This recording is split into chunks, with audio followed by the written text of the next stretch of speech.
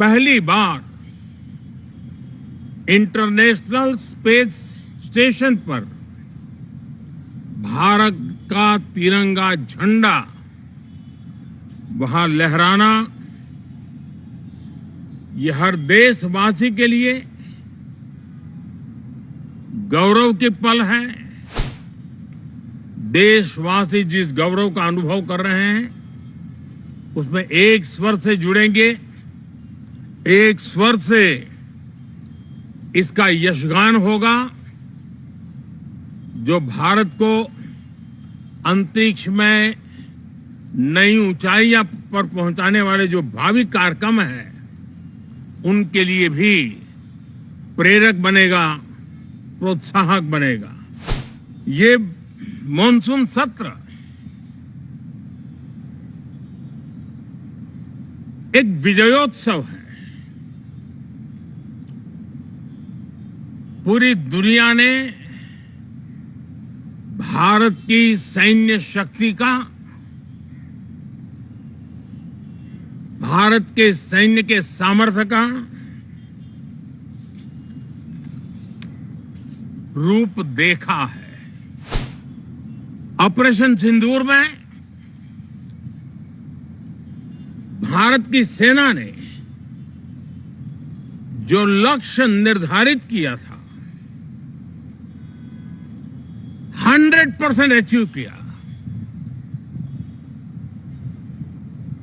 आतंकियों के आकाओं के घर में जाकर के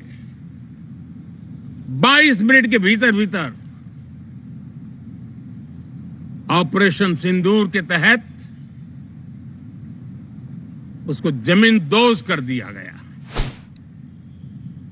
मेड इन इंडिया सैन्य शक्ति का यह नया स्वरूप, इस पर भी दुनिया बहुत आकर्षित हुई है। इन दिनों विश्व के जिन जिन लोगों से मिलना होता है तो भारत के इस मेड इन इंडिया जो औजार तैयार हो रहे हैं उसके प्रति दुनिया का आकर्षण बढ़ रहा है। साथियों,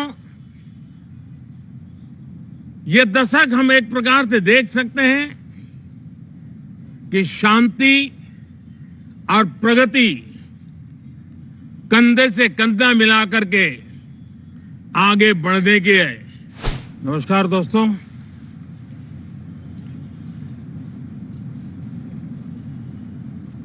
मानसून सत्र में आप सभी मीडिया जगत के लोगों का स्वागत है। साथियों, मानसून नवीनता और नवसर्जन का प्रतीक है। और अब तक जो खबरें मिली है, देश में मौसम बहुत ही अच्छे ढंग से आगे बढ़ रहा है। कृषि को लाभदायक मौसम की खबरें हैं और बारिश किसानों की अर्थव्यवस्था, देश की अर्थव्यवस्था, ग्रामीण अर्थव्यवस्था और इतना ही नहीं, हर परिवार की अर्थव्यवस्था में एक बहुत महत्वपूर्ण होता है। अब तक जो मुझे जानकारी दी गई है उस हिसाब से पिछले 10 वर्ष में जो पानी का भंडार हुआ है इस बार, वो करीब करीब 3 गुना हुआ है, जिसका आने वाले दिनों में भी देश के अर्थतंत्र को बहुत लाभ होगा।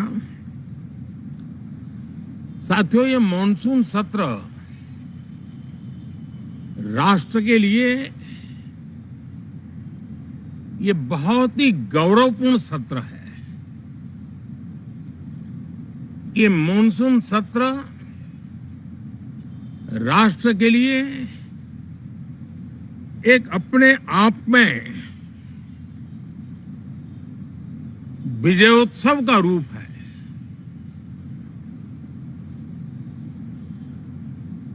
और जब मैं कहता हूं कि सत्र राष्ट्र गौरव और विजयोत्सव का सत्र है, तो सबसे पहले तो मैं पहली बार इंटरनेशनल स्पेस स्टेशन पर भारत का तिरंगा झंडा वहां लहराना, यह हर देशवासी के लिए गौरव की पल है। देश में साइंस टेक्नोलॉजी के प्रति, इनोवेशन के प्रति नया उमंग और उत्साह भरने वाली ये सफल यात्रा रही है। और पूरे सांसद, लोकसभा राज्यसभा दोनों सदन, देशवासी जिस गौरव का अनुभव कर रहे हैं उसमें एक स्वर से जुड़ेंगे, एक स्वर से इसका यशगान होगा, जो भारत को अंतरिक्ष में नई ऊंचाइयां पर पहुंचाने वाले जो भावी कार्यक्रम हैं उनके लिए भी प्रेरक बनेगा, प्रोत्साहक बनेगा। साथियों, ये मॉनसून सत्र एक विजयोत्सव है। पूरी दुनिया ने भारत की सैन्य शक्ति का, भारत के सैन्य के सामर्थ्य का रूप देखा है। ऑपरेशन सिंदूर में भारत की सेना ने जो लक्ष्य निर्धारित किया था 100% अचीव किया। आतंकियों के आकाओं के घर में जाकर के 22 मिनट के भीतर भीतर ऑपरेशन सिंदूर के तहत उसको जमींदोज कर दिया गया। और मैंने बिहार की एक कार्यक्रम में इसकी घोषणा की थी, जो हमारी सैन्य शक्ति ने बहुत ही कम समय में सिद्ध करके दिखा दिया। और इसमें मेड इन इंडिया सैन्य शक्ति का ये नया स्वरूप, इस पर भी दुनिया बहुत आकर्षित हुई है। इन दिनों विश्व के जिन जिन लोगों से मिलना होता है तो भारत के इस मेड इन इंडिया जो औजार तैयार हो रहे हैं उसके प्रति दुनिया का आकर्षण बढ़ रहा है। मुझे विश्वास है कि जब सदन इस विजयोत्सव को एक स्वर में विजय के भाव से इस सत्र के दरमियान उन ओजस्वी तेजस्वी भावनाओं को प्रकट करेगा, तो भारत की सैन्य शक्ति को बल मिलेगा, प्रोत्साहन मिलेगा, देशवासियों को प्रेरणा मिलेगी और सैन्य क्षेत्र में जो रिसर्च, इनोवेशन और मैन्युफैक्चरिंग हो रहे हैं, made in India defence equipment बन रहे हैं,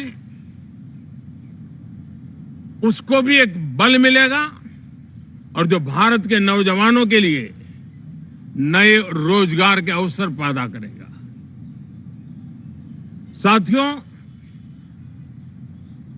ये दशक हम एक प्रकार से देख सकते हैं कि शांति और प्रगति कंधे से कंधा मिलाकर के आगे बढ़ने के कदम कदम पर प्रगति के एहसास करते रहे हैं।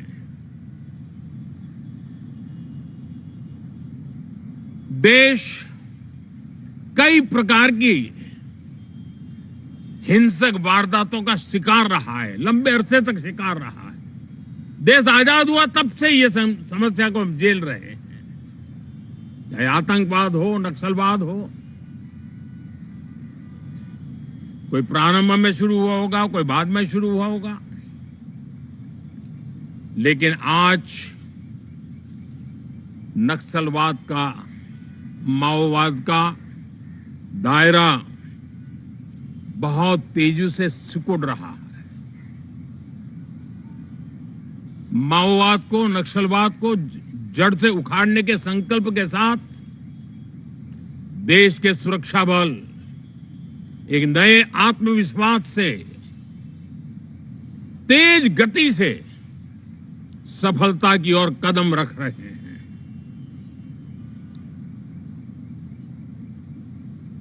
और मैं गर्व से कह सकता हूं,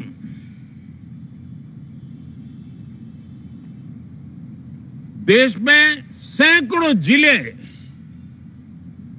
नक्सल की चपेट में से निकल करके आज मुक्ति का सांस ले रहे हैं।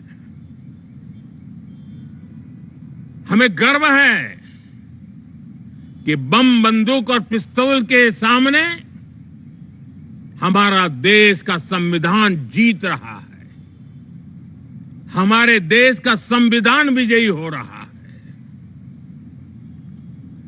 देश के उज्जवल भविष्य के लिए साफ दिख रहा है कि कल तक जो रेड कॉरिडोर थे वो आज ग्रीन ग्रोथ जोन में परिवर्तित होते नजर आ रहे हैं। साथियों, एक के बाद ऐसी घटनाएं देशभक्ति के लिए, देश की भलाई के लिए संसद में पहुंचे हुए हर माननीय सांसद के लिए गौरव का पल है। और संसद के इस सत्र में ये गौरव गान पूरा देश सुनेगा, हर सांसद से सुनेगा, हर दल से सुनेगा। साथियों, आर्थिक क्षेत्र में भी जब 2014 में आप सबने हमें जिम्मेवारी दी, देश फ्रेजाइल 5 की अवस्था से गुजर रहा था। 2014 के पहले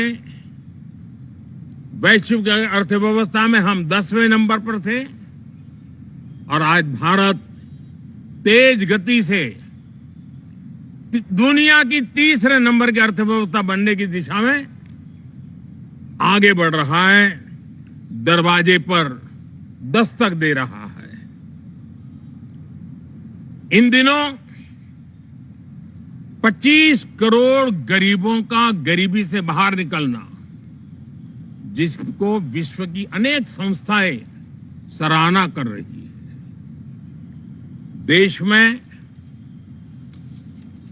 एक जमाना था 2014 के पहले जब महंगाई का दर, इन्फ्लेशन रेट डबल डिजिट में हुआ करता था। आज 2% के आसपास आकर के देश के सामान्य मानव के जीवन में राहत बन गया है, सुविधा बन गया है।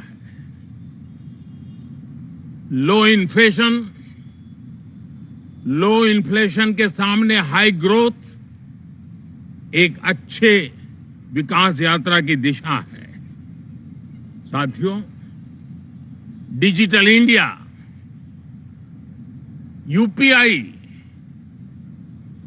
आज भारत के एक नए सामर्थ्य को दुनिया देख रही है, पहचान रही है और ज्यादातर देश में उसके प्रति एक आकर्षण पैदा हो रहा है। यूपीआई ने फिनटेक की दुनिया में अपने एक नाम कमाया है। रियल टाइम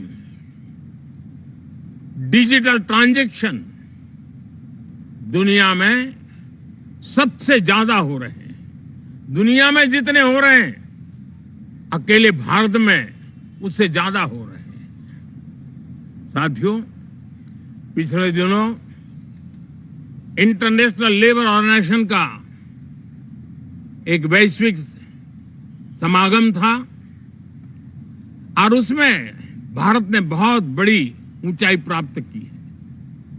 आईएलओ का कहना है कि 90 करोड़ से ज्यादा लोग भारत में अब सोशल सिक्योरिटी के दायरे में हैं।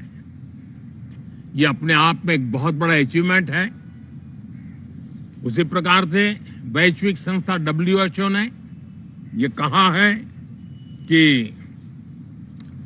भारत अब आंख की जो बीमारी आमतौर पर बारिश के सीजन में ज्यादा देखी जाती थी, ट्रैकोमा, अब भारत को WHO ने ट्रैकोमा फ्री घोषित किया है।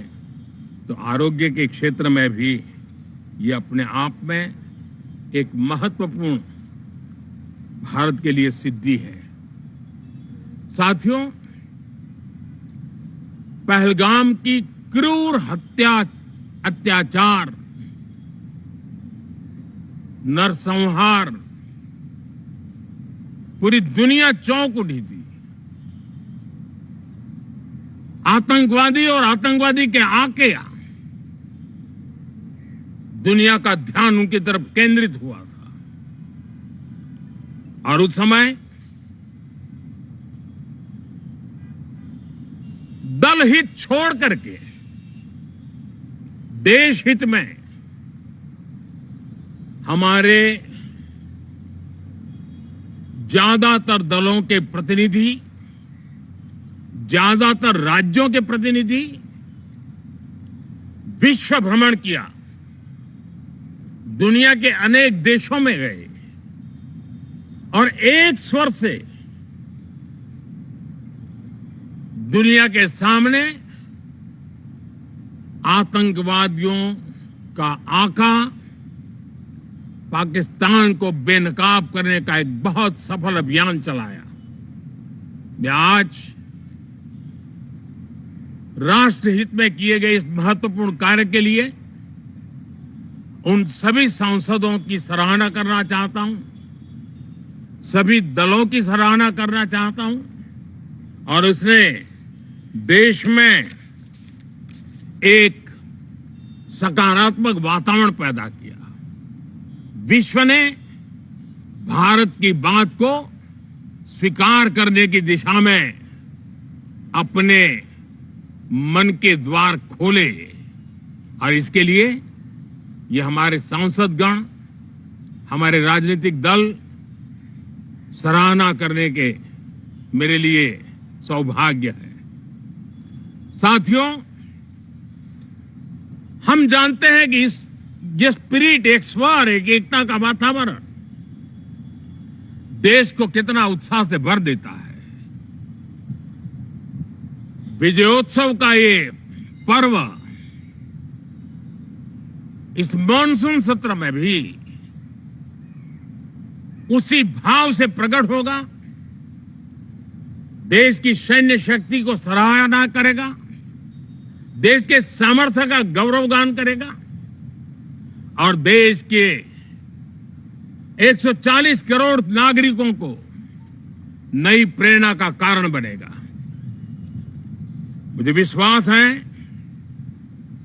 कि हम सब मिलकर के डिफेंस के क्षेत्र में आत्मनिर्भर होने के इन प्रयासों को बल दें, सेना के सामर्थ्य की सराहना करें और मैं आज देशवासियों के सामने जरूर कहूंगा और देश के राजनीतिक दलों से भी कहूंगा कि देश ने एकता की ताकत देखी है, एक स्वर का सामर्थ्य क्या होता है देखा है। तो सदन में से भी सभी माननीय सांसद उसको बल दें उसको आगे बढ़ाएं। और मैं जरूर कहूंगा, राजनीतिक दल अलग अलग हैं, हर एक का अपना एक एजेंडा है, अपनी एक भूमिका है, लेकिन मैं इस वास्तविकता को स्वीकार करता हूं कि दल हित में मत भले न मिले, लेकिन देश हित में मन जरूर मिले। इसी एक भावना के साथ इस मानसून सत्र से देश के विकास यात्रा को बल देने वाले, देश की प्रगति को बल देने वाले, देश के नागरिकों को सामर्थ्य देने वाले अनेक विधेयक प्रस्तावित हैं। सदन विस्तृत चर्चा करके उसको भी पारित करेगा। मेरी सभी माननीय सांसदों से उत्तम डिबेट चलाने के लिए शुभकामनाएं हैं। बहुत बहुत धन्यवाद।